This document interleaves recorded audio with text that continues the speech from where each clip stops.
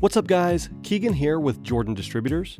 Today we are going to be showing you step by step how to install our Ghost Key plug and play push to start conversion kit. This system is designed to be plug and play and easy to install with common hand tools in about 1 hour. If you prefer to not install the system yourself, then any mechanic, car audio technician, or even a handy friend will be able to assist you. You can share this video with them so that they can understand the install process. We will have a list down below in the video description of information that you will need to reference during install. Without any further ado, let's get started. For this install, we are going to start by disconnecting the battery. Next, we will move inside the vehicle and remove this trim panel around the factory keyhole. Next, we will remove the 2 Phillips head screws and the clip holding in this trim panel.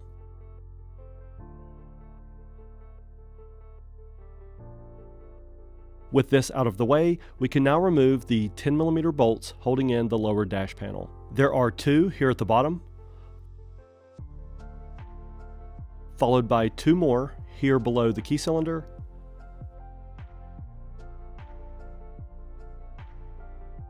and 1 here on the left at the top.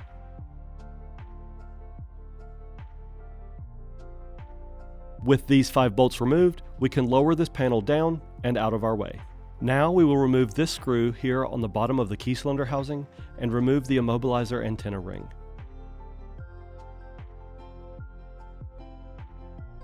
We will need this again in just a moment. Now to remove the key cylinder, insert the key and turn it to the accessory position. We will now use a small Allen wrench to depress the button here on the top and use the key to pull the cylinder out.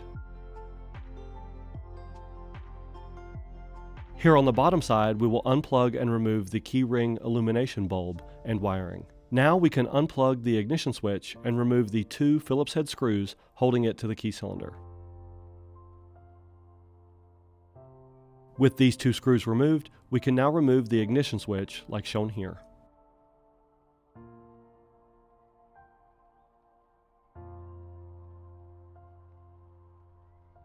With these components removed, we can begin the install of the push-to-start system. We need to connect the orange wire from the push-to-start kit to the brake switch. You will need to locate the brake switch connector in your vehicle, which is located here at the top of the brake pedal. Please check the chart in the video description to determine what color wire you will need to connect to in your vehicle. We are going to take this quick connector supplied with the kit and with a pair of pliers, clip it around this wire. All you need to do is line it up and give it a gentle squeeze with a pair of pliers until it clicks into place. We can now plug the orange wire from the push-to-start kit into this connector. Now to install the antenna. In this vehicle, we are going to mount the antenna behind this trim panel beside the shifter for easy access. The antenna wire is quite long, so if you would like to mount it somewhere else or hide it for additional security, you most certainly can do so. If you are mounting the antenna to a trim panel like shown here, we like to use this 3M duct tape because it holds the antenna in place very well, while at the same time being removable and doesn't leave behind any residue when removed.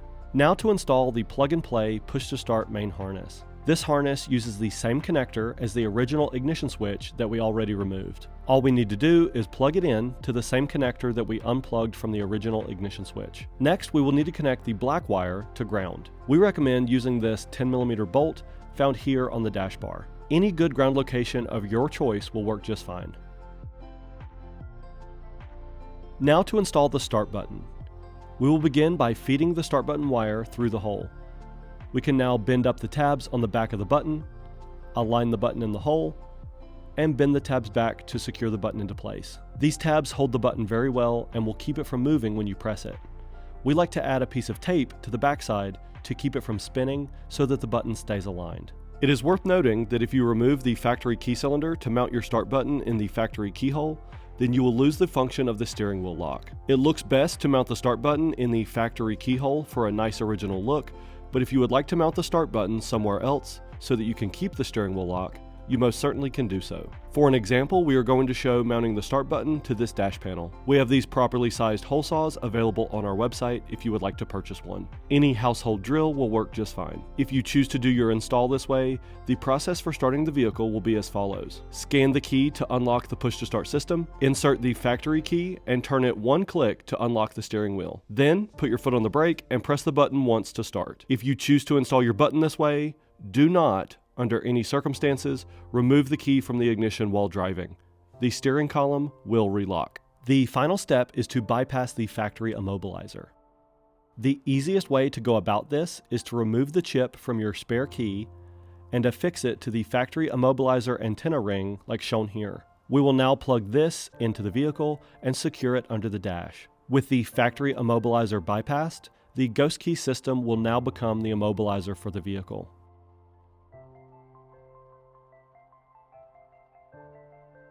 Now, we can plug everything in to the push-to-start module. Please make sure that the wiring for the push-to-start kit is not in a position to be pulled or chafed.